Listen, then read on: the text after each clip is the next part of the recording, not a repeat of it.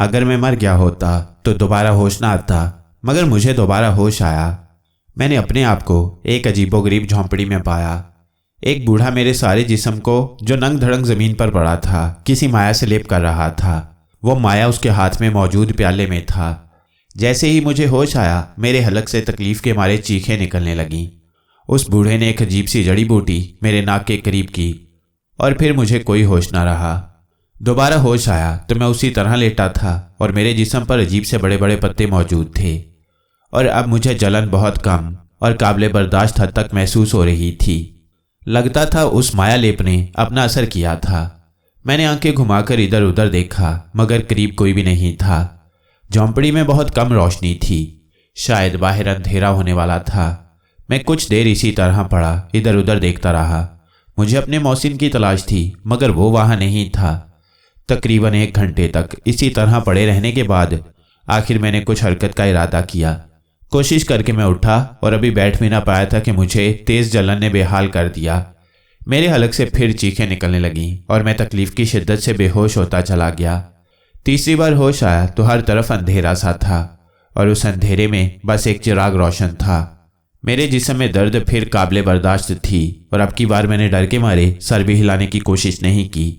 صرف آنکھوں کو حرکت دے کر دیکھا کہ وہ بوڑھا میرے پاس ہی بیٹھا ہوا تھا، اور اس کے ہاتھ میں کوئی عجیب سی مالا تھی جس میں بڑے بڑے پتھر چنے ہوئے تھے۔ اس نے کسی اجنبی سی زبان میں مجھے کچھ کہا، میں کچھ بھی نہ سمجھ سکا۔ پھر میں نے کچھ کہنے کی کوشش میں زبان ہلانے کی کوشش کی تو ایک صدمہ سا ہوا کہ میرا منہ سلا ہوا تھا۔ جی ہاں، میرا منہ مکمل طور پر بند تھا، اور میں زبان ہلانا تو دور کی بات، منہ کھول بھی نہیں پا رہا تھا۔ اس بوڑھے کو شاید میری اس کیفیت کا اندازہ ہو گیا، اس لیے اس نے مجھے اشارے سے آرام کرنے اور حرکت نہ کرنے کا کہا۔ میں خاموش، زخموں اور نہ بولنے کے صدمے سے 2-4 بے حرکت لیٹا رہا۔ پتہ نہیں کتنی دیر گزر گئی اور پھر میری آنکھ لگ گئی۔ آنکھ کھلی تو اپنی حالت پہلے سے کافی بہتر معلوم ہوئی۔ سب سے زیادہ خوشی کی بات یہ تھی کہ میرا منہ اب کھل رہا تھا۔ میں نے کوشش کر کے سر ہلایا، اور یہ جان کر اور بھی خوشی ہوئی کہ کوئی نئی تکلیف سر ہلانے سے پیدا نہیں ہوئی تھی۔ میں نے دیکھا کہ میری دائیں جانب جھونپڑی کا دروازہ تھا، اور اس دروازے کے باہر وہ بوڑھا زمین پر بیٹھا کچھ اونچی آواز میں بڑبڑا رہا تھا، مگر وہ اجنبی زبان میری سمجھ میں نہیں آ رہی تھی۔ میں کچھ دیر بیٹھا اسے دیکھتا رہا، پھر ایک عجیب سا منظر میری آنکھوں نے دیکھا۔ اس بوڑھے نے تیزی سے کچھ زمین پر پھینکا، اور ایک سفید دھواں تیزی سے ہوا میں بلند ہوا۔ اس دھوئیں نے ایک حیولے کی سی شکل اختیار کر لی، اور پھر اس حیولے میں ناک، کان اور آنکھیں نمایاں ہو گئیں۔ اس حیولے کے بیچوں بیچ کوئی انسانی چہرہ نظر آ رہا تھا۔ یہ منظر بڑا ہی حیرت انگیز تھا۔ اس بوڑھے نے اپنی زبان میں اس حیولے سے کچھ باتیں کی، اور ایک بار پھر کچھ اسی طرح زمین پر پھینکا تو وہ حیولہ ہوا میں تحلیل ہو گیا۔ اس کام سے فارغ ہو کر وہ اٹھ کر اندر آ گیا۔ مجھے ہوش میں دیکھ کر وہ میرے پاس آ گیا، پھر اس نے مجھے سہارے سے اٹھا کر بٹھا دیا۔ اس بار مجھے اٹھنے سے تکلیف نہیں ہوئی تھی۔ پھر اس نے ایک پیالے میں کوئی عجیب سا مایا مجھے پینے کے لیے دیا۔ میں نے آہستہ آہستہ چھوٹے چھوٹے گھونٹوں میں اسے پینا شروع کر دیا۔ وہ عجیب سا پانی تھا، مگر اسے پینے کے کچھ لمحوں بعد ہی مجھے اپنے جسم میں نئی توانائی کا احساس ہوا۔ میں نے ممنونیت سے اس بوڑھے کی طرف دیکھا۔ بوڑھے کا چہرہ سپاٹ تھا، اس میں خلوص یا ہمدردی نام کی کوئی چیز نہیں تھی۔ اس سے مجھے حیرت ہوئی، مگر یہ سوچ کر میں نے اسے نظر انداز کر دیا کہ کچھ لوگوں کے چہرے ان کے جذبات کی درست ترجمانی نہیں کرتے۔ میں وہاں اس جھونپڑی میں تقریباً 10 دنوں تک اسی طرح رہا۔ وہ بوڑھا روزانہ صبح کو میرے جسم پر وہ لیپ کرتا، اور پھر انہی عجیب سے پتوں سے میرا جسم ڈھک دیتا۔ تاہم میں نے محسوس کیا کہ وہ بوڑھا بہت ہی عجیب و غریب مشغال میں مصروف رہتا تھا۔ کبھی اس حیولے سے باتیں کرتا رہتا، اور کبھی کچھ دیر کے لیے باہر جنگل میں چلا جاتا۔ ایک بار بارش ہوئی تو اس کی جھونپڑی کی چھت ٹپکنے لگی۔ اس بوڑھے نے پتہ نہیں کیا عمل کیا کہ مجھے یوں محسوس ہوا جیسے کوئی شخص چھت پر چڑھ گیا ہو، اور اس نے باقاعدہ اس حصے کی مرمت کی جہاں سے چھت ٹپک رہی تھی۔ ایسی ہی کچھ اور بھی عجیب و غریب حرکتیں میں نے اسے سرزد ہوتی ہوئی دیکھیں۔ 10 دن کے بعد اس نے لیپ کرنا بند کر دیا اور مجھے آزادی سے چلنے پھرنے کو کہا۔ تاہم اب اس نے ایک پتوں سے بنا لباس مجھے اوڑھنے کو دے دیا۔ میں حیران تھا کہ ان 10 دنوں میں میرا مکمل طور پر جلا ہوا جسم بہت تیزی سے واپس بحالی کی طرف جا رہا تھا۔ میں نے کچھ چلتے ہوئے جھونپڑی سے باہر قدم رکھا، اور پھر کچھ دیر تک چہل قدمی کرتا رہا۔ اسی شام میں نے اپنی روحانی مشق کی، اور مجھے یہ جان کر خوشی ہوئی کہ میری روح میرے جسم کی نسبت تر و تازہ اور صحت مند تھی۔ फिर दूसरे दिन मैंने उस बूढ़े से इशारों की जुबान में बात करने की कोशिश की। वैसे तो वो सारी बातें समझता था और मुझे जवाब भी दे रहा था, मगर जब भी मैंने उसका शुक्रिया अदा करने की कोशिश की कि उसने मेरी जान बचाई, तो वो ऐसा बन गया जैसे उसकी समझ में कुछ ना आया हो। मैंने एक बार ये भी पूछा कि उसने मेरी जान क्यों बचाई, मगर इसे भी वो सुनी अनसुनी कर गया। बहरहाल मैंने उसे जाने की इजाज़त मांगी तो उसने बड़े सख्त से अंदाज में मुझे वहीं रहने को कहा। मुझे लगा कि वो जंगल में रहकर खुद भी जंगली बन गया है, इसलिए बजाय मोहब्बत से मुझे अपने पास रोकने के वो सख्ती से ऐसा कह रहा है। ये सोचकर मैंने उसके इस अंदाज को भी नज़रअंदाज कर दिया। उसी दिन शाम को मैंने उकताहट से मजबूर होकर आयान को बुलाने का फैसला किया। कोई तो होना चाहिए था जिससे मैं कुछ बात कर सकता। सूरह जिन मुझे हिफज हो चुकी थी, इसलिए मैंने वुजू किया और उसे पढ़कर आयान को आवाज़ें दी। तीसरी आवाज़ पर वो हाजिर हो गया। जी आका, आपने मुझे याद किया। आयान ने गौर से मुझे देखते हुए कहा। हाँ आयान, बस खामोश रह रहकर उकता सा गया था। मैंने बदस्तूर उकताहट से कहा और फिर उसे अपने ऊपर बीतने वाली कहानी सुना दी। आका, मैंने तो आपको खबरदार किया था, आयान ने मुझे याद दिलाते हुए कहा। हाँ तुम ठीक कहते हो, मैंने अफसरदा लहजे में कहा। गलती मेरी ही है, मैंने कुछ जल्दबाजी से काम लिया। अब क्या इरादा है आका, आयान ने पूछा। कुछ नहीं सोचा अभी, फिलहाल मैं किसी तरह इस बूढ़े का शुक्रिया अदा करना चाहता हूँ, इसने ही मेरी जान बचाई है, मैंने ममनूनियत से भरे लहजे में कहा। आका, ये बूढ़ा कौन है, आयान ने कुछ हैरत से पूछा। मुझे नहीं मालूम, ये शायद नेपाली जुबान बोलता है जो मेरी समझ में नहीं आती, मैंने बेचारगी से कहा। अभी हम बातें कर ही रहे थे कि अचानक वो बूढ़ा आ गया और ये देखकर मुझे बड़ी हैरत हुई कि उसने एकदम आयान की तरफ देखा, यानी उसे आयान की मौजूदगी का इल्म हो गया था, जबकि जिन आम आदमियों को नजर नहीं आते। फिर इससे पहले कि मैं कुछ कहता, अचानक ही आयान ने मुअद्दबाना लहजे में उस बूढ़े से कहा।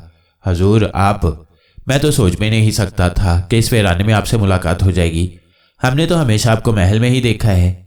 मैं आयान के लहजे और अंदाज पर बड़ा हैरान हुआ और फिर दूसरा हैरत का झटका मुझे उस वक्त लगा जब उस बूढ़े ने भी उर्दू जुबान में जवाब देते हुए कहा, तुम यहाँ क्या कर रहे हो। ये मेरे लिए बड़ी हैरत की बात थी, क्योंकि इतने दिनों से हम साथ रह रहे थे, मगर उसने हमेशा मुझसे इशारों में बात की और मैं भी ये समझता रहा कि शायद वो कोई अजनबी जुबान समझता है। हजूर, ये सुलेमान साहब किसी दौर में मेरे आका रहे हैं, बस कभी कभी ये मुझे याद कर लेते हैं तो इनसे दो बातें करने आ जाता हूँ, आयान ने उसी तरह मुअद्दबाना लहजे में कहा। इससे पहले कि वो बूढ़ा कुछ बोलता, मैं जल्दी से बोल पड़ा। आयान, ये सब क्या है, और आप बूढ़े मियाँ, पहले तो आप मुझसे इशारों में बात कर रहे थे, ये अचानक आप हमारी जुबान कैसे बोलने लगे, मैंने हैरत की शिद्दत से कहा। हम सब जुबानें बोल लेते हैं, मगर उसी वक्त जब ज़रूरत हो, उस बूढ़े ने बदस्तूर सख्त लहजे में कहा।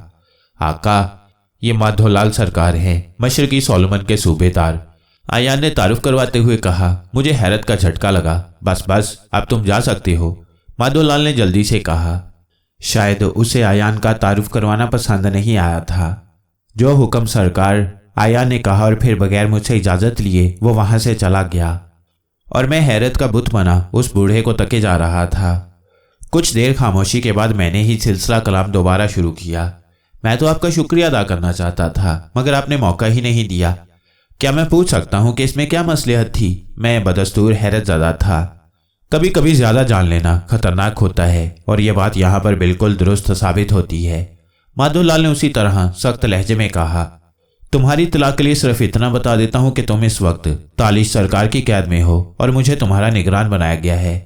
मेरे सर पर हैरत का एक पहाड़ टूट पड़ा। कुछ देर खामोश रहने के बाद मैं फिर बोला, मुझे सख्त हैरत है कि अगर मैं कैद में ही हूँ तो मुझे मरने से बचाया क्यों गया।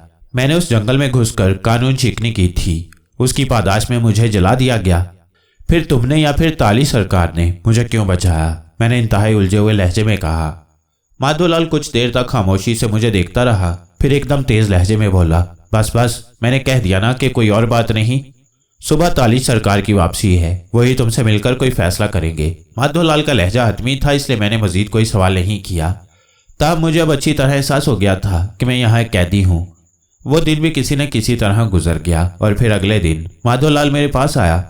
चलो तैयार हो जाओ, आज तुम्हारी पेशी है तालिश सरकार के यहाँ। उसका लहजा हस्बे मामूल सख्त ही था और ये भी बताता चलूं कि तालिश सरकार गुस्से के बहुत तेज हैं, इसलिए उनके सामने झूठ बोलने या फिर कोई चालाकी करने की कोशिश मत करना। मैंने सर झुका लिया था, तैयार क्या होना था, बस जिस्म से वो पत्ते उतारकर एक लिबास जो माधोलाल ही लाया था उसे पहन लिया और फिर माधोलाल ने झोंपड़ी की एक दीवार पर कुछ पढ़कर फूंका। दीवार में एक दरवाज़ा नमूदार हुआ। उसने मेरा हाथ पकड़ा और उस दरवाजे को खोलकर अंदर दाखिल हो गया। मैं भी उसके पीछे पीछे अंदर दाखिल हो गया। अंदर दाखिल होते ही मुझे एक झटका लगा। हम एक बहुत ही अजीमुशान महल के सामने खड़े थे। माधोलाल मुझे लिए हुए आगे बढ़ा। महल के दरवाजे पर मुहाफिजों ने झुककर उसे सलाम किया। एक बार तो मेरे दिल में आई कि मैं यहाँ से भाग निकलूं, मगर मुझे अंदाजा था कि माधोलाल मुज़ाहमत करेगा, और चूंकि मैं उसका ममनून था कि उसने मेरी जान बचाई है, इसलिए मैं फिलहाल उसे कोई नुकसान नहीं पहुंचाना चाहता था। दूसरी बात यह थी कि मैं खुद अब इस राज से पर्दा उठाना चाहता था कि मुझे जिंदा क्यों रखा गया, और तालिश जो कि मेरे सारे खानदान को कत्ल करने वाला है, वो मुझसे मिलना क्यों चाहता है। महल में दाखिल होते ही हम लोग एक राहदारी में चल पड़े। उस राहदारी के इख्तिताम पर एक दरवाज़ा था जो बंद था, और उस पर एक दरबान खड़ा था। माधोलाल ने उस दरबान के हाथ अपने आने का पैगाम अंदर भिजवाया। थोड़ी ही देर में हमें अंदर बुला लिया गया। अंदर एक अजीमोशान कमरा सजा हुआ था। एक साइड पर ऊंची जगह पर एक बड़ी कुर्सी पड़ी थी, जिस पर एक बदनुमा शक्ल वाला जिन बैठा था। उसके चेहरे से ही फिरौनियत टपकी पड़ रही थी। अजीम तालिश सरकार की खिदमत में बंदा कैदी लिए हाजिर है। माधोलाल ने सर झुकाकर इंतहाई मौदबाना अंदाज में कहा, हूँ तो ये है वो हाथी। तालिश जिन ने इंतहाई बुरा समूह बनाते हुए कहा, यह तो बहुत ही बूढ़ा निकला। वो शवाला तो ऐसे डरा रहा था जैसे ये कोई तोप चीज़ हो। अजीम तालिश सरकार के सामने तो तोप चीज़ें भी तिनके से ज़्यादा हैसियत नहीं रखती।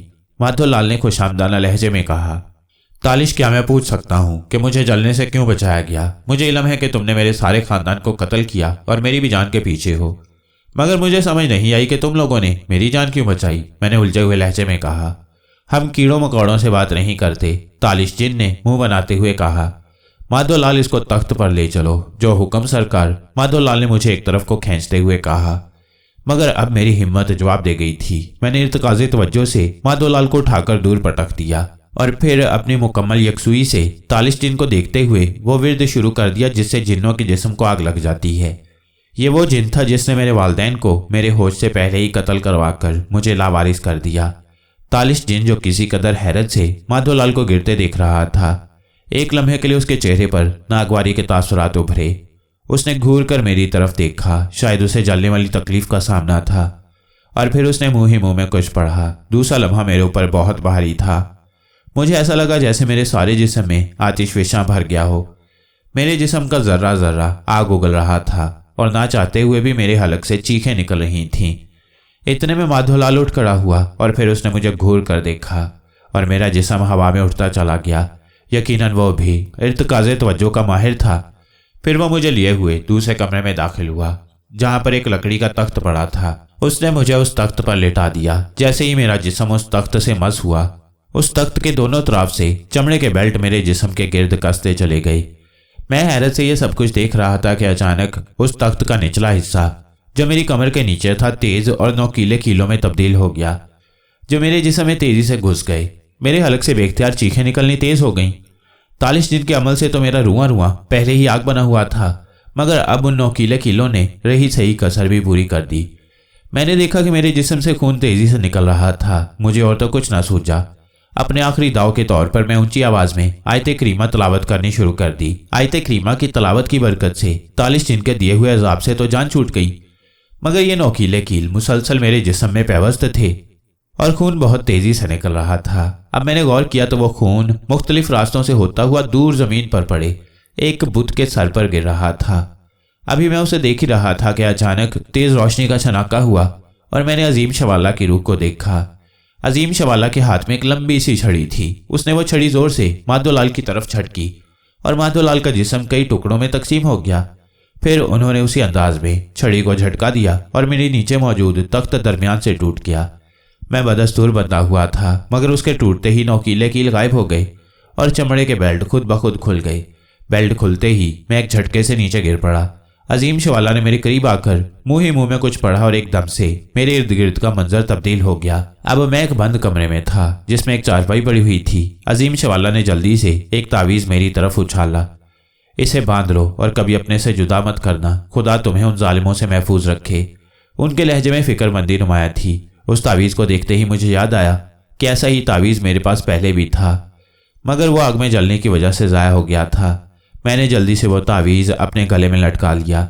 उसी लम्हे उस कमरे का इकलौता दरवाज़ा खुला और एक नौजवान लड़की अंदर दाखिल हुई। सानी बेटा, ये सुलेमान है और अब ये तुम्हारे हवाले। अजीम शवाला ने जल्दी से कहा और फिर तेजी से हवा में बुलंद होकर तहलील हो गए। ये सब कुछ चश्म ज़दन में हो गया था। मैं अभी हालात को समझने की कोशिश ही कर रहा था कि मुझे तेज चक्कर आया और मैं लड़खड़ाकर ज़मीन पर गिर पड़ा था। मेरी सेहत पहले भी अच्छी न थी, ऊपर से बहुत सारा खून भी निकल चुका था। नकाहत से बुरा हाल था। उस लड़की ने जिसे अजीम शवाला ने सानी के नाम से पुकारा, मुझे अपनी इर्तकाज़े तवज्जो से उठाया और बिस्तर पर लेटा दिया। फिर वह बाहर निकल गई। थोड़ी देर के बाद वो वापस आई तो उसके हाथ में जूस का एक गिलास था। जूस का गिलास उसने मेरी तरफ बढ़ा दिया। मैंने छोटे छोटे घूंटों में वो गिलास खत्म किया तो जैसे जिस्म में तवानाई लौट आई। मैं आपके हालात से वाकिफ़ हूँ, इसलिए मुझे कुछ बताने की ज़रूरत नहीं है। आप आराम करें और किसी चीज़ की भी ज़रूरत हो मुझे आवाज़ दे दीजिएगा। मेरा नाम सानिया है। मैं अभी आपके खाने का इंतज़ाम करती हूँ। सानिया ने कहा और मुड़कर कमरे से बाहर चली गई। मैं अभी भी नकाहत महसूस कर रहा था। मेरी कमर पर जख्म भी टीसें दे रहे थे, इसलिए आंखें बंद किए लेटा रहा और अपने हालात का जायजा लेता रहा।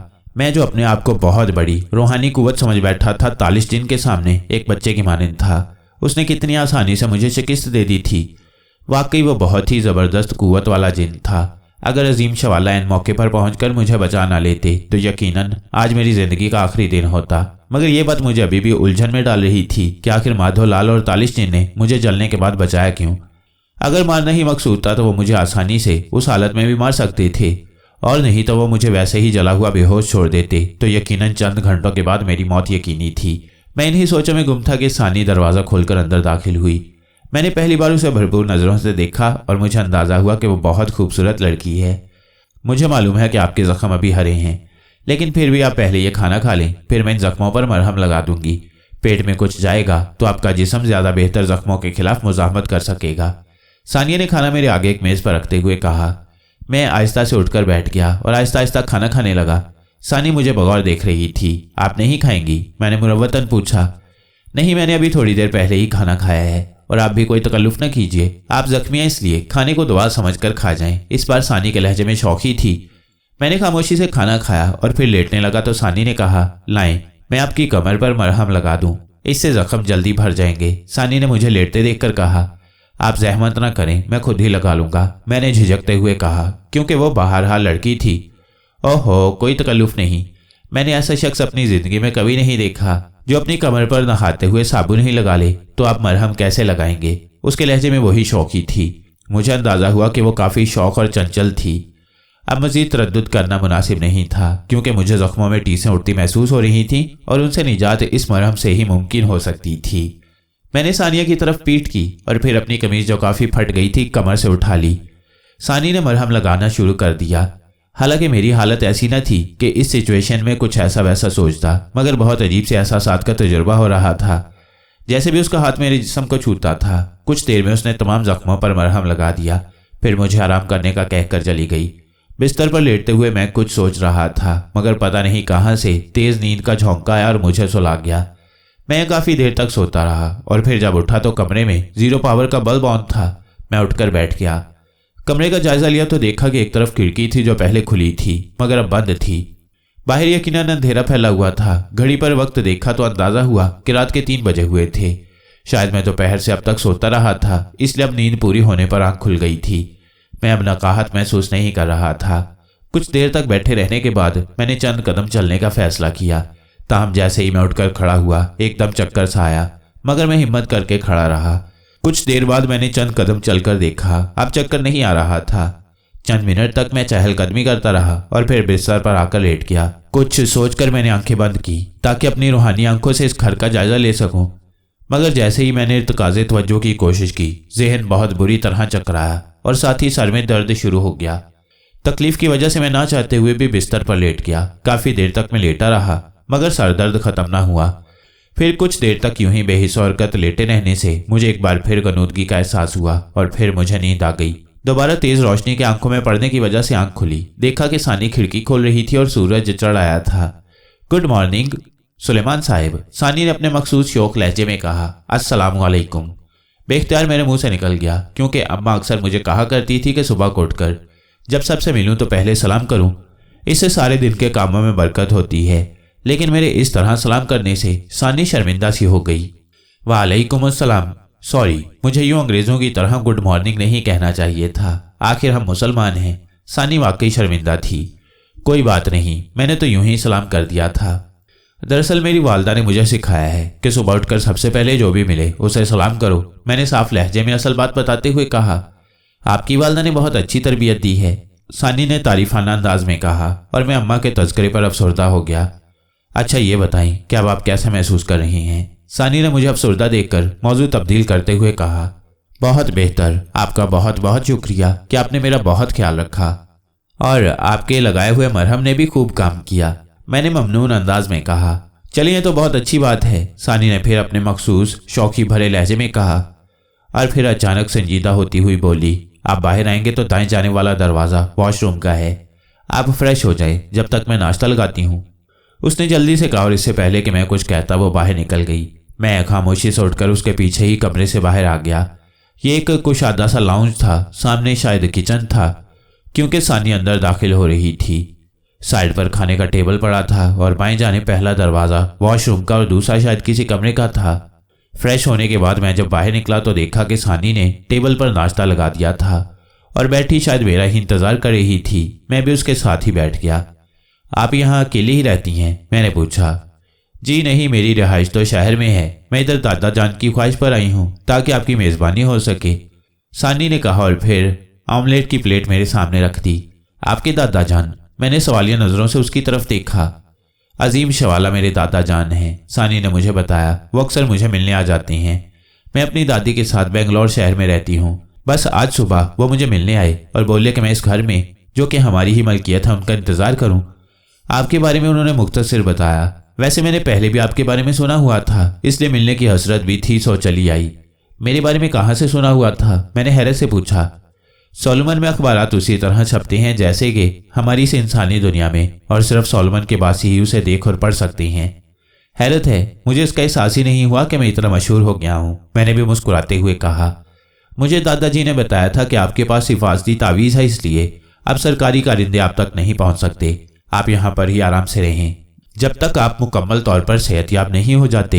मुझे तो जाना होगा, मगर आपको किचन में हर किस्म की चीज़ मिल जाएगी, और मुझे ये भी मालूम है कि आप खास कुव्वतों के भी मालिक हैं, इसलिए रोज़मर्रा की ज़िंदगी की कोई भी चीज़ हासिल करना आपके लिए कोई बड़ी बात नहीं होगी, सानी ने अपने मखसूस अंदाज में बात करते हुए कहा। मैं एक बार फिर आपका शुक्रिया अदा करना चाहूँगा। मैंने भी कहना ही शुरू किया था कि उसने मुझे टोक दिया। इसकी कोई ज़रूरत नहीं है, मैंने अपना फ़र्ज़ पूरा किया, ताहम अब मुझे चलना होगा, मैं कल को फिर किसी वक्त आऊँगी। ये कहकर वो जाने के लिए उठ गई। सानी के जाने के बाद मैंने घर का जायजा लिया। ये एक छोटा सा खूबसूरत सा घर था, जहाँ 2 कमरे, एक किचन, एक वॉशरूम और एक लाउंज था। मैं बाहर निकला तो देखा कि एक वीरान सा इलाका था, जहाँ दूर दूर कहीं कहीं कोई मकान नजर आता था। हर तरफ लहलहाते खेत ही खेत थे। शायद ये खेती बाड़ी का इलाका था। मैं उस जगह तकरीबन 1 माह तक रहा। सानी तकरीबन रोज़ाना कुछ देर के लिए मिलने आ जाती थी। वह बहुत अच्छी लड़की थी और मेरे दिल में घर करती जा रही थी, मगर मैं एहसान फरामोश नहीं था, इसलिए मेरे दिल की बात दिल में ही रही। इस दौरान जहां मैंने अपनी सेहत बेहतर बनाने पर तवज्जो दी, वहीं मुझे सल्तनत सोलोमन के बारे में भी बहुत सी नई बातों का इल्म हुआ। जैसे कि अब मैं रोज़ाना सुबह नाश्ते पर सोलोमन में शाया होने वाले अखबारात का मुतालिया करता था। वो अखबारात भी अजीब होते थे। एक परिंदा उड़ता हुआ आता था और अखबार फेंक कर चला जाता था, बिल्कुल सफ़ेद और खाली कागज़ के टुकड़े। मैं उसे उठाकर एक मखसूस कोड बोलता था जिसे सानी ने बताया था, और उस अखबार पर इबारत नुमायाँ हो जाती। बकौल सानी के हमारे अलावा कोई आम आदमी उसे पढ़ नहीं सकता था। उन खबरों से मुझे सल्तनत सोलोमन के हालात का अंदाज़ा हुआ। सल्तनत सोलोमन को 4 हिस्सों में तकसीम किया गया था: शुमाल, मशरकी, मगरबी और जनूबी सोलोमन। हर हिस्सा एक खुद मुख्तार रियासत था। हर रियासत का सदर या सरबराह सूबेदार कहलाता था। हर सूबेदार के मातहत 4-4 नायब सूबेदार होते थे। ये चारों मुख्तलिफ अमूर में हुकूमत चलाते थे और सूबेदार ही को जवाबदेह होते थे। ये सिस्टम हमारे यहाँ के वज़रा की तरह ही था। एक नायब सूबेदार रिहाइश से मुतल्लिका अमूर का निगरान था, तो दूसरा मुआशियात और तजारती अमूर का, तीसरा ताल्लुकाती आमा को संभालता था, तो चौथा कानून नाफिज करने वाला महकमा। गोपी किशन कानून नाफिज करने वाले महकमे का इंचार्ज था। पाकिस्तान, अफगानिस्तान और ईरान मशरकी सोलोमन की हदूद में आते थे। सोलोमन के वासियों की तादाद 47 करोड़ बताई जाती थी, जिसमें से तकरीबन आधे यानी 24 करोड़ सिर्फ मशरकी सोलोमन में ही आबाद थे। उन 47 करोड़ में तकरीबन 70% जिन्नात थे, 10% इंसान और बाकी 20% दीगर मखलूकात। जिन्नात का सबसे बड़ा लीडर तालूत जिन था, जिसे ज़ुबान शहनशाह ने संगे मोर की जेल में भिजवा दिया था। जिन्नात उसके बगैर छोटी छोटी टुकड़ियों की सूरत में थे जो अक्सर आपस में लड़ती झगड़ती रहती थीं। यही बाहम इख्तलाफात शहनशाह के राज को तूल देने का बायस थे। एक दिन सानी मुझे अपने उस्ताद से मिलाने शहर ले गई। उसके उस्ताद मोहतरम शहाबुद्दीन साहिब बहुत बड़े आलिम और नेकुल फितरत इंसान थे। उन्होंने मुझे मिलते ही कहा, आओ सुलेमान बेटा, मुझे सानी ने तुम्हारे बारे में बताया था, अब तुम्हारी सेहत कैसी है? उनके लहजे में बड़ी अपनाइयत थी। जी, मैं अब अल्लाह के फजलो करम से मुकम्मल सेहत याब हो चुका हूँ, मैंने एहतराम से जवाब दिया। बहुत खूब बेटा, मुझे तुम्हारे हालात का कुछ इल्म है। मेरी दुआ है कि अल्लाह ताला तुम्हें सब्र और इस्तकामत अता फरमाए ताकि तुम अपने असल मुकाम पर पहुंच सको। शहाबुद्दीन साहब ने दुआ करते हुए कहा। अभी मैं कुछ कहने ही वाला था कि अचानक एक आदमी शहाबुद्दीन साहब के पास दौड़ता हुआ आया। सरकार सरकार, वो हसन को फिर दौरा पड़ा है, आप जल्दी चलें। उस आदमी के लहजे में बड़ा कर्ब था। ओह अच्छा, चलो मैं चलता हूँ, शहाबुद्दीन ने चौंकते हुए कहा और फिर मुझसे माजरत करके उठ खड़े हुए। मैं और सानी उठकर बाहर आ गए। सानी मुझे अपनी गाड़ी में बेंगलौर शहर दिखाती रही। बिलाशुबा मैं इंडिया में ही था, मगर यहाँ फिरते हुए मुझे कतई महसूस नहीं हुआ कि मैं कराची से बाहर हूँ। और फिर शाम होने से पहले ही हम वापस पहुँच गए। मुझे उसी घर में ड्रॉप करके वो अपने घर की तरफ रवाना हो गई। मैं शहाबुद्दीन के बारे में जानने का ख्वाहिशमंद था, क्योंकि मुझे मज़ीद ताकत हासिल करने के लिए मज़ीद इल्म सीखने थे। इसी सिलसिले में मैं शहाबुद्दीन से मिलने गया था, मगर उनके इस तरह जल्दी उठ जाने से बात आगे न बढ़ सकी। घर पहुंचकर मैं अपने मखसूस कमरे में आ गया और फिर मैं रूहानी तौर पर दोबारा शहाबुद्दीन साहब के कमरे में पहुंच गया। वो मगरिब की नमाज पढ़ रहे थे। नमाज पढ़ने के बाद वो अपने हुजरे की तरफ चल दिए। उनके 4 बच्चे थे। सबसे बड़ी बेटी अपनी घर की हो चुकी थी, उससे छोटी बेटी की भी शादी सर पर थी। उसके बाद 2 बेटे थे जो अभी तालीम हासिल कर रहे थे। मैं उनके बारे में मालूमात हासिल करके वापस आ गया। अगले दिन मैं फिर उनके साथ था। तकरीबन 10 बजे के करीब वो उसी शख्स के साथ फिर उसके घर गए। मुझे तजस्सुस हुआ कि देखूं कि क्या माजरा है। वह शख्स शहाबुद्दीन को लेकर अपने घर पहुंचा। वहां उसका जवान बेटा हसन रस्सियों में जकड़ा बैठा था। मैंने महसूस किया कि हसन के सर पर जिन्नाती हैवला मौजूद था। शाह साहब को देखकर वो बहुत जुनूनी हो गया और उन पर हमलावर भी हुआ, मगर रस्सियों में जकड़े होने की वजह से वो बेबस था। शहाब साहब ने उसके करीब बैठकर कुछ आयात पढ़कर उसे दम किया और फिर वापसी के लिए चल पड़े। मुझे हैरत थी कि वह हसन की जान उस जिन से क्यों नहीं छुड़ा रहे। अभी मैं इसी कश्मकश में था कि मुझे अपने गिर्द आहट महसूस हुई। मैंने जल्दी से वापसी की छलांग लगाई और अपनी आंखें खोल दी। देखा कि सामने परीजाद सानिया खड़ी गौर से मुझे देख रही थी। उसे देखते ही मेरे चेहरे पर मुस्कुराहट आ गई। मुझे मुस्कुराता देखकर वो झीम सी गई। सुलेमान, ये आप कौन से इल्म की मशक करते हैं? मैंने एक बार पहले भी आपको इसी हालत में देखा था, मगर कुछ कह ना सकी। सानी ने झिझकते हुए पूछा। बस ऐसे ही ख्यालात को इकट्ठा करने की कोशिश करता रहता हूँ, मैंने टालते हुए कहा। अच्छा, जैसे आपकी मर्जी, सानी ने खफा होते हुए कहा। अरे नहीं, कोई खास बात नहीं है, आप तो ऐसे ही बुरा मना गई, मैंने हंसते हुए कहा। अच्छा ये बताओ कि क्या शहाबुद्दीन साहब से मिलवाने ले चलेंगी? मैंने पूछा। हाँ ज़रूर, कल तो मुलाकात ही अधूरी रह गई थी, सानी ने कहा और मैं जल्दी से उठकर खड़ा हो गया। कुछ देर बाद हम लोग शहाबुद्दीन साहब के मदरसे की तरफ जा रहे थे। क्या शहाबुद्दीन साहब रूहानी इल्म जानते हैं? मैंने पूछा। यकीनन, मगर वो अपने आप को बहुत रिजर्व रखते हैं, कभी कोई माफूकुल फितरत हरकत सरजद होने ही नहीं देते, सानी ने जवाब दिया।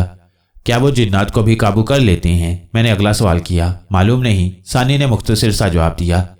कुछ देर में हम शहाबुद्दीन साहब के पास पहुंच गए। रस्मी कलिमात अदा करने के बाद मैंने उनसे जल्द ही मतलब की बात शुरू कर दी।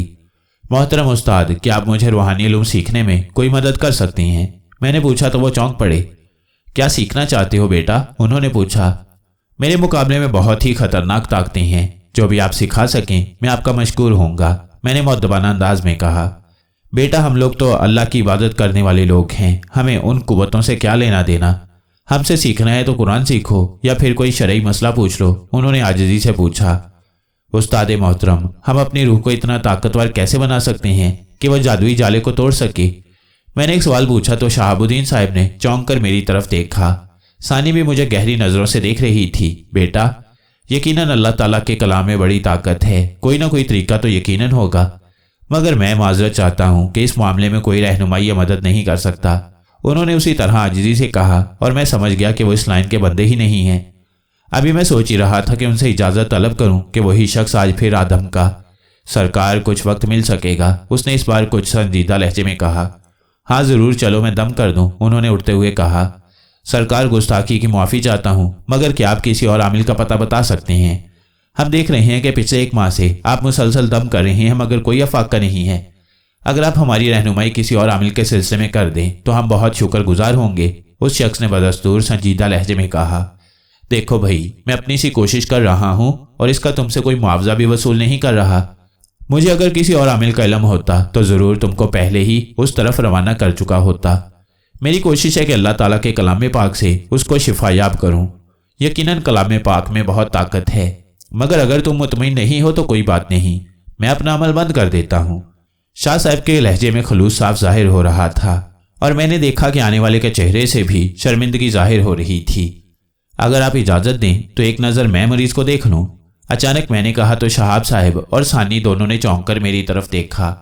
बेटा, अगर तुम कुछ इल्म रखते हो तो ज़रूर चलो, शहाबुद्दीन साहब, जो अब मुझे गहरी नज़रों से देख रहे थे, कुछ देर खामोश रहने के बाद बोले। और फिर हम सब उस आने वाले आदमी के साथ चल पड़े। कुछ देर के बाद हम उस शख्स के घर पर थे। अब मेरे सामने हसन उसी तरह रस्सियों में जकड़ा पड़ा था। शहाबुद्दीन साहब को देखकर वो फिर उन पर हमलावर हुआ, मगर इस बार मैं शहाबुद्दीन साहब के सामने आ गया। मुझे एकदम सामने देखकर हसन रुक गया। उसके चेहरे पर हैरत थी। कौन है तू और क्यों इस जिस्म पर काबिज है? मैंने कड़कदार आवाज में पूछा। हसन ने अजीब सी नजरों से मुझे देखा और फिर ऊंचे ऊंचे कहके लगाने लगा। फिर एकदम संजीदा होकर बोला, जवान भाग जा, नहीं तो मारा जाएगा। मैंने साफ तौर पर महसूस किया कि वो आवाज़ इंसानी नहीं बल्कि जिन्नाती थी। अच्छा, तो तुम जिन हो? मैंने उसी तरह कड़कदार लहजे में कहा। मैं तुम्हें आखिरी मौका देता हूँ कि इसे छोड़ दे, वरना जलाकर भस्म कर दूंगा। हसन पर काबिज जिन ने घूर कर मुझे देखा और फिर कहके लगाने लगा। मैंने उस जिन पर तवज्जो मरकूज करते हुए उसे जलाने वाली आयात का विर्द शुरू कर दिया। चंद लम्हों के बाद ही उस जिन के चीखने चिल्लाने की आवाज़ों से वो घर गूंज उठा।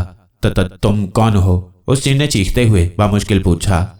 जो कोई भी हूँ, तुम छोड़ रहे हो या फिर मैं अपना अमल मुकम्मल करूँ ताकि तुम मुकम्मल तौर पर जल जाओ? मैंने बदस्तूर कड़क लहजे में कहा। ठीक है, मैं इसे छोड़ रहा हूँ, मगर खुदा के लिए इस आग को बंद करो। उस जिन के सब कसबल निकल गए थे। चल बाहर आ पहले, मैंने असरार किया। उसी लम्हे मैंने देखा कि एक जिन हसन के पास खड़ा मुझे घूर रहा था। उसके चेहरे पर तकलीफ के आसार बहुत नुमाया थे। हसन बेहोश गिरा पड़ा था। क्या नाम है तेरा? मैंने सख्त लहजे में पूछा। सनयान, उसने तकलीफ दे लहजे में जवाब दिया। देख सनयान, अब की बार मैं तुझे छोड़ रहा हूँ।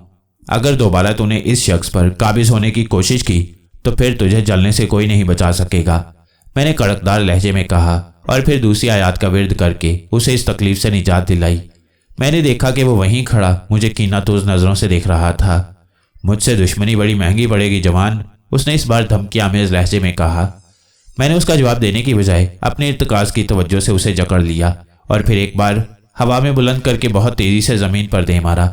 वह धड़ाम से ज़मीन पर गिरा। उसे अच्छी खासी चोट आई थी और उसके चेहरे पर तकलीफ और हैरत के मिले जुले आसार थे। सनयान, इतना सबक बहुत है या फिर कुछ मजीद करूं? मैंने उसी तरह कड़कदार लहजे में कहा। मुझे माफ़ कर दो, मैंने तुम्हारी ताकत का गलत अंदाज़ा लगाया था। अब मैं दोबारा कभी इस तरफ का रुख नहीं करूंगा, उसने बेबसी से कहा। वह अभी तक मेरी तवज्जो की गिरफ्त में था। यह सुनकर मैंने उसे आज़ाद कर दिया और वह दुम दबाकर भाग गया। उसके जाते ही मैंने पीछे मुड़कर देखा तो शहाबुद्दीन और सानी को इंतहाई हैरत का शिकार पाया। तुम ये सब कैसे जानते हो? सानी ने बेख्तियार होते हुए पूछा। बस एक बुजुर्ग की मोहब्बत है, वरना मैं क्या चीज़, मैंने आजिजी से कहा। हसन का वालिद बहुत खुश था। उसने मेरा बहुत शुक्रिया अदा किया। वहां से रुखसत होकर हम शहाबुद्दीन साहब को मदरसे छोड़कर वापस घर आ गए। सानी मुझे बार बार गौर से देखती थी मगर बोलती कुछ नहीं थी।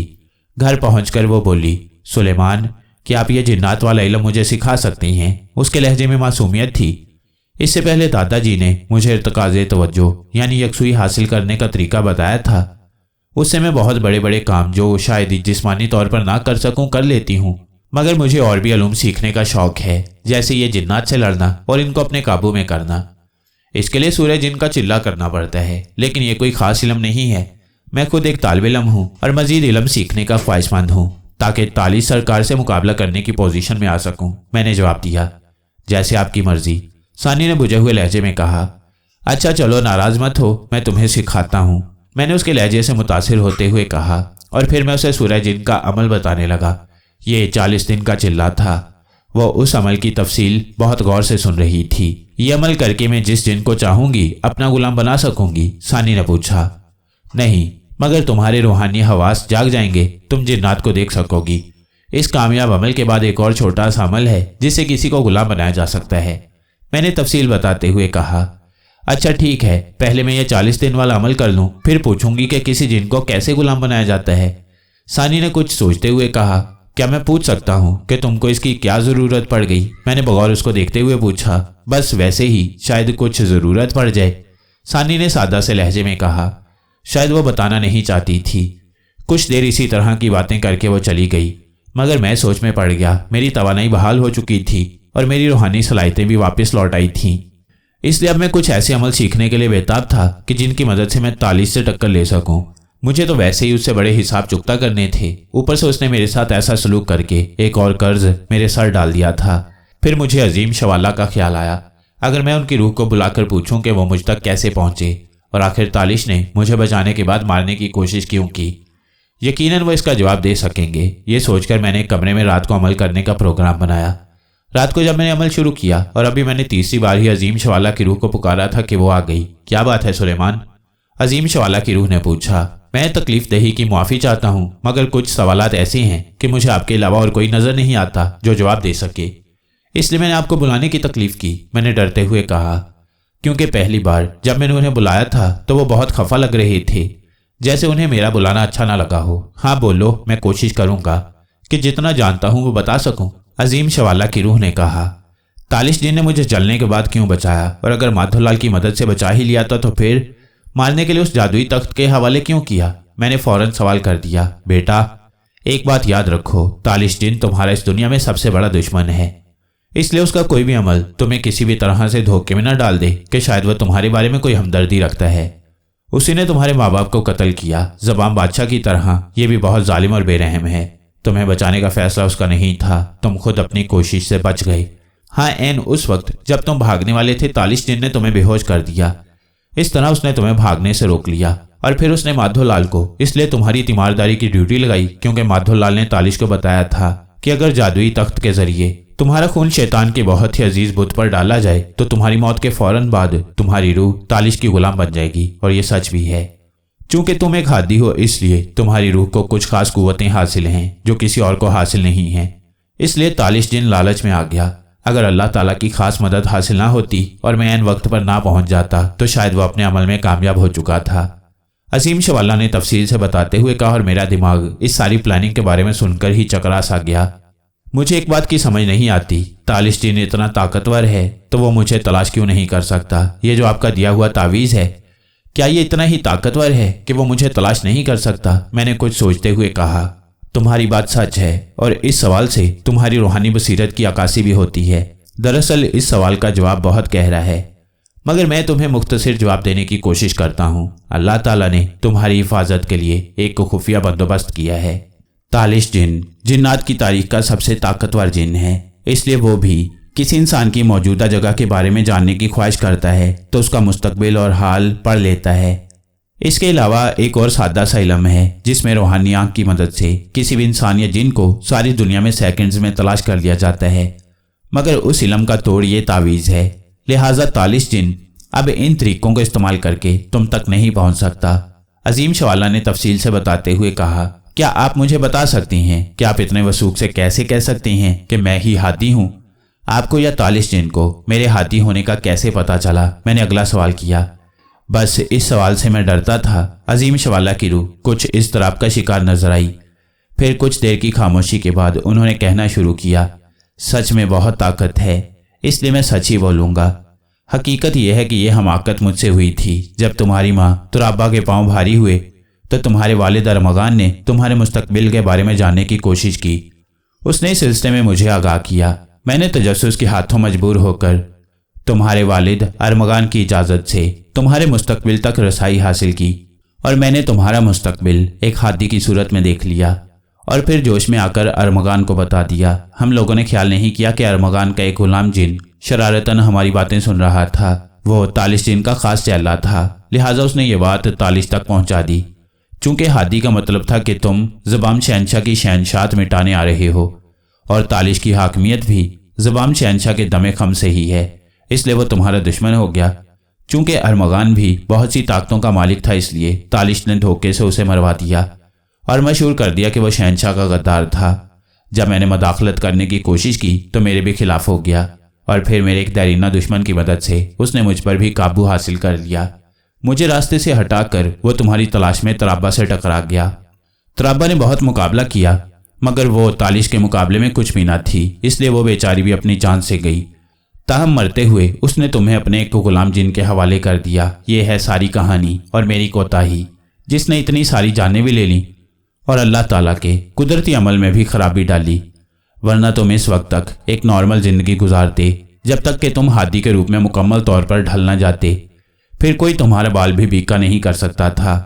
अजीम शवाला ने अफसरदा से लहजे में बहुत सारे राजों से पर्दा उठाते हुए कहा, मेरे लिए बहुत सारी बातें नई थीं। कुछ देर में इन तमाम मालूमात पर सोचता रहा। आखिर मैंने कहा, मैं इसे आपकी कोताही नहीं समझता, शायद अल्लाह को यही मंजूर था। बहरहाल अब मुझे रास्ता बताएं कि मैं कैसे इतनी ताकत हासिल कर सकता हूँ कि तालिश का मुकाबला कर सकूँ और वाकई हादी की सूरत में ज़बान शहनशाह के जुल्म को उसके अंजाम तक पहुँचा सकूँ। बेटा, मैं तुम्हें बहुत कुछ दे सकता था मगर चूंकि मैं इस दुनिया का हिस्सा नहीं हूँ, इसलिए अब मैं कुछ नहीं कर सकता। तुम्हारी आज़ादी के लिए भी अल्लाह ताला के हुजूर तुम्हारे वालिदैन ने बहुत गिड़गिड़ा कर दुआएं की थीं, इसलिए मुझे इजाज़त मिली। मगर अब मज़ीद मैं तुम्हें कुछ नहीं दे सकता। ये सब तुमने खुद ही करना है और हम सबको तुमसे ये उम्मीद है कि तुम किसी न किसी तरह रास्ता निकाल ही लोगे। अजीम शवाला ने साफ़ी जवाब देते हुए कहा, मुझे उनसे ये उम्मीद न थी, इसलिए कुछ देर तो मैं हक्का बक्का सा रह गया। बहरहाल कुछ सोचकर बोला, मगर क्या आप मेरी रहनुमाई किसी ऐसे उस्ताद तक नहीं कर सकते जो मुझे उस मुकाम तक पहुंचने में मदद कर सके? हाँ, मैं ऐसा कर सकता हूँ। मैं एक ऐसे शख्स को जानता हूँ जो खुद भी तालिश का साथी है, मगर उसको ऐसे अलूम का इल्म है जिनसे तालिश जिनका तोड़ किया जा सकता है। वही असल में मेरा भी कातिल है जिसने तालिश के साथ मिलकर मुझे कत्ल किया था। अजीम शवाला की रूह ने कहा, कौन है वो? मैंने जल्दी से पूछा। जवाला फिरोहत, वो अफ्रीका में रहता है। अंदरून अफ्रीका एक रियासत है जोगाबे, वो उसका सरकारी फिरोहत है। फिरोहत वहाँ रूहानी पेशवा को कहती हैं। मगर जैसा कि मैं तुम्हें बता चुका हूँ कि वो मेरा दुश्मन है और तालिश का खास साथी, इसलिए वो कभी भी तुम्हें तरबियत नहीं देगा। ताहम अगर तुम किसी तरह उसका एतमाद हासिल कर लो और उसके ख़ास चैलों में दाखिल हो जाओ तो उससे बहुत कुछ सीख सकती हो। अजीम शवाला ने कहा, मैं सुबह ही चला जाता हूँ। अल्लाह ताला यकीनन मेरी मदद करेंगे और मैं अपने मकसद में कामयाब व कामरान लौटूंगा। मैंने बड़े पुरइतमाद लहजे में कहा। चूंकि मज़ीद मेरे पास पूछने को कुछ ना था, इसलिए मैंने अजीम शवाला की रूह को खुदा हाफिज़ कहा और ख़ुद अफ्रीका जाने का प्रोग्राम बनाने लगा। अगली सुबह जब सानी हस्बे मामूल मिलने आई तो मैंने उसे अपने जाने की बात बताई। एकदम उसका चेहरा उतर सा गया। फिर वो बोली, यकीनन आपका जाना ज़रूरी है क्योंकि आप एक मिशन पर काम कर रही हैं। बहरहाल अगर ज़िंदगी के किसी भी मोड़ पर कुछ वक्त मिले तो मुझे ज़रूर याद रखिएगा। सानी का लहजा बहुत उदास था। सानी, तुम तो समझती हो कि मेरा जाना कितना ज़रूरी है। मुझे अम्मा और बाबा के बाद अगर किसी से उनसियत हुई है तो वो तुम हो, मैंने उसकी आंखों में देखते हुए कहा और उसने जल्दी से आंखें झुका ली। यकीनन वो मेरे जज्बात समझ गई थी, मगर मैंने अपने आप को बहकने से रोका। मेरे मिशन में इस किस्म की ज़ाती ख्वाहिशात की कोई जगह न थी। फिर मैंने मौजू बदलने के लिए कहा, बस अब मैं कुछ देर बाबा के पास जाऊंगा और फिर अफ्रीका की तरफ निकल पड़ूंगा। आगे जो अल्लाह ताला को मंजूर। मैंने सानी को अपना प्रोग्राम बताते हुए कहा। फिर कुछ देर बातें करके मैंने उसे इजाज़त ली और घर से निकल आया। कुछ दूर जाकर मैंने एक दीवार की ओर में अपनी आंखें बंद की और फिर अपनी रूह की आंखें खुलते ही इर्तिकाज़े तवज्जो से अपने जिस्म को उठाकर सीधा कराची में अपने शहर पहुंच गया। बाबा अभी दुकान पर नहीं गए थे, बेचारे खुद ही नाश्ता तैयार कर रहे थे। वह मुझे काफ़ी कमज़ोर भी महसूस हुए। अचानक मुझे अपने साथ देखकर वो बहुत खुश हुए। बेटा, अब तो तुम्हें देखने को आंखें तरस गई हैं, बाबा ने नम आंखों से कहा। बाबा, आप जानते हैं कि मेरी भी कितनी ख्वाहिश है कि आपसे मिलूं और आपके साथ रहूं, मगर मेरे हालात इस बात की इजाज़त नहीं देते। मैं पहले ही अपनी अम्मा को इस गलती की वजह से खो चुका हूं। मैंने भी जज्बाती होते हुए कहा। अच्छा बेटा, अल्लाह सब्र करने वालों के साथ है, जैसे उसकी मर्जी, बाबा ने एक ठंडी आह भरते हुए कहा। बाबा, आप मुझे अपना बेटा मानते हैं, क्या मुझे अपने लिए कुछ नहीं करने देंगे? मैंने सवाल किया। क्या मतलब है बेटा? बाबा ने चौंक कर पूछा। बाबा, मुझे अच्छा नहीं लगता कि मेरे होते हुए आप दुकान पर काम करें, मैं चाहता हूँ कि एक अच्छा सा मकान आपको लेकर दूँ और कुछ नौकर भी जो आपकी देखभाल करें। बहुत काम कर लिया आपने, अब बस आराम करें। मैंने अपने दिल की बात करते हुए कहा, बेटा मुझे किसी चीज़ की ख्वाहिश नहीं है। मैं इस साल में खुश हूँ। सारी ज़िंदगी दुकानदारी की है, अब तो इसके बगैर मैं रह भी नहीं सकता। तुम मेरी फिक्र न करो। तुम खुद बहुत ही गैर मामूली हालात का शिकार हो। मेरी दुआएं तुम्हारे साथ हैं कि अल्लाह तुम्हें तुम्हारे मकसद में कामयाब करे, बाबा ने बड़े संजीदा लहजे में कहा। मैंने उनको अपने हालात बताए और फिर अफ्रीका जाने की इजाज़त तलब की, मगर उन्होंने एक रात रुकने का कहा। मैं उनकी बात न टाल सका। अगली सुबह मैंने इजाज़त लेकर पहले अपनी रूह की मदद से बर आज़म अफ्रीका का जायज़ा लिया और फिर कुछ तगदों के बाद जोगाबे की सल्तनत का पता चला ही लिया। फिर मैंने अपने जिस्म को वहाँ मुंतकिल किया। मैंने अपने जायजे के दौरान देख लिया था कि ये रियासत जंगली कबाइल पर मुश्तमिल थी। उनमें कुछ कबाइल आग की पूजा करते थे और कुछ सूरज की। मैं एक ऐसे ही कबीले के पास रुका था जो उन सब में ज़्यादा सलीकाशवार और सूरज की पूजा करने वाला था। मेरा प्रोग्राम था कि मैं अपनी रूहानी ताकतों की वजह से उस कबीले में जगह बनाऊंगा और फिर वहाँ से किसी तरह जवाला परोहत तक पहुँचने की कोशिश करूँगा। मैं अंदाजे से आबादी की तरफ चल पड़ा। अभी मैं आबादी से कुछ दूर ही था कि अचानक मैंने एक तेज़ सीटी की आवाज़ सुनी। अभी मैं उस पर गौर कर ही रहा था कि अचानक तेज़ भागते हुए लोगों की आवाज़ें आईं। वो जंगली थे, तादाद में 6। उन्होंने भाले उठा रखे थे। मुझे देखते ही उन्होंने भाले मेरी तरफ सीधे कर लिए। मैंने जल्दी से हाथ उठाकर उन्हें अपने निहत्थे होने का एहसास दिलाया और ये भी कि मैं उनसे जंग नहीं चाहता। उनमें से एक आगे बढ़ा और उसने अजीब सी जुबान में कुछ कहा। मैं तुम्हारी जुबान नहीं जानता, मुझे अपने सरदार के पास ले चलो, मैंने अपने तौर पर बोलते हुए कहा। साथ ही साथ मैं अपने हाथों से इशारे भी कर रहा था ताकि उन्हें कुछ ना कुछ बात समझ आ जाए, क्योंकि ज़ाहिरी बात है कि वो मेरी ज़ुबान नहीं समझते थे। मेरी बात को किसी हद तक समझते हुए वो मुझे अपने घेरे में लेकर आबादी की तरफ चल पड़े। थोड़ी देर में हम आबादी में पहुंच गए। फिर मुख्तलिफ रास्तों से गुजरकर वो मुझे लेकर एक निस्बतन बड़े झोंपड़े के सामने पहुंच गए। वहाँ हर तरफ झोंपड़ियाँ ही झोंपड़ियाँ थीं। उस झोंपड़े के बाहर एक दरबान खड़ा था। उसने मेरे बारे में अंदर इतला की तो एक हट्टा कट्टा जंगली बाहर निकल आया। वो अपने चेहरे से बहुत खौफनाक लग रहा था। उसने सवालिया नज़रों से मेरी तरफ देखा। मुझे सूरज देवता ने भेजा है और मैं देवता का अवतार हूँ, मैंने अपने से अंदाज में बोलते हुए कहा और साथ ही साथ इशारों की जुबान में कहा। पहले तो वो मुझे अजीब सी नज़रों से देखता रहा, फिर अचानक उसे पता नहीं क्या सूझी कि उसने चीख कर कुछ कहा और एकदम मेरे सामने खड़े जंगली ने अपना भाला बहुत तेज़ी से मेरे सीने में उतारने की कोशिश की। ये सब कुछ बहुत तेज़ी से हुआ, ताहम आखिरी वक्त मैंने इर्तकाज़े तवज्जो से उसका भाला रोक लिया। चंद लम्हों की देर मुझे हमेशा के लिए सुला सकती थी, ये सोचते ही मुझे पसीना आने लगा। बहरहाल अब जंग की इब्तदा हो चुकी थी तो उनको अवतार बनकर भी दिखाना था, लिहाजा मैंने अपनी इर्तिकाज़ की कुव्वत से उनका खूब भुरकस निकाला। सरदार हैरत से मुझे देख रहा था कि मैं बगैर हाथ हिलाए 6 आदमियों से लड़ रहा था। चंद लम्हों में वो 6 के 6 लंबे लेटे हुए थे। ये हालत देखकर उस हट्टे कट्टे जंगली ने किसी को चीख कर आवाज़ दी। मैं मुकम्मल तौर पर तैयार था, मगर कुछ ना हुआ। मैं अभी सोच ही रहा था कि मेरा अगला कदम क्या होना चाहिए कि मैंने देखा कि एक तरफ से एक अजीब सा जंगली आदमी, जिसके सर के सारे बाल सुर्ख रंग में रंगे हुए थे, हाथ में लाठी लिया आहिस्ता आहिस्ता चला रहा था। हट्टा कट्टा जंगली उसे देखकर एहतराम से एक तरफ हो गया। उस नए जंगली ने बड़े गौर से मेरी तरफ देखा और फिर उसी तरह किसी अजनबी जुबान में कुछ कहा। मुझे कुछ समझ नहीं आई। जवाब में मैंने भी वो सूरज के उतार वाली बात दोहरा दी। सूरज की तरफ इशारे से वो भी चौंक पड़ा। फिर वो मेरे से चंद कदमों के फासले पर आकर रुक गया। अभी मैं उसकी तरफ देख ही रहा था कि उसने अपनी लाठी को एक खास अंदाज में हरकत दी और दूसरे लम्हे आसमान से एक तेज शोला तेजी से मेरे ऊपर लपका और आन वाहिद में मेरा सारा जिस्म आग में नहा गया। बहुत ही तेज आग मेरे सारे जिस्म को झुलसाए जा रही थी। मैंने जल्दी से अपने इर्तिकाज़े तवज्जो से उस आग को बुझाने की कोशिश की, मगर यह देखकर मेरे औसान खता हो गए कि उस आग पर कोई असर नहीं पड़ा था। मेरा जिस्म आग में झुलस रहा था और मेरी इर्तिकाज़े तवज्जो की कुव्वत उसे बुझाने में नाकाम रही थी। लेकिन मेरे लिए ये सिचुएशन कोई नई नहीं थी। मैंने जल्दी से आयत करीमा की तलावत शुरू की और एक झटके से मेरे इर्द गिर्द मौजूद आग बुझ गई। आग बुझती हुई देखते ही सुरख बाल वाले जंगली की आंखें हैरत से फैल गईं, जबकि हट्टा कट्टा सरदार भी हैरत से मुझे देख रहा था। मैंने फिर सूरज की तरफ देखकर उनको इशारा किया कि मुझे उसने भेजा है। इस बार शायद सुरख बाल वाले की समझ में कुछ आ गया। उसने फिर अपनी जुबान में कुछ कहा जो बिल्कुल मेरी समझ में नहीं आया। बड़ी अजीब सी सिचुएशन थी। वो मेरी बात शायद समझ नहीं पा रहे थे और मैं उनकी। फिर मैंने देखा कि सुरख बालों वाले ने सरदार को कुछ कहा। सरदार ने मुझे एक झोंपड़ी की तरफ इशारा किया।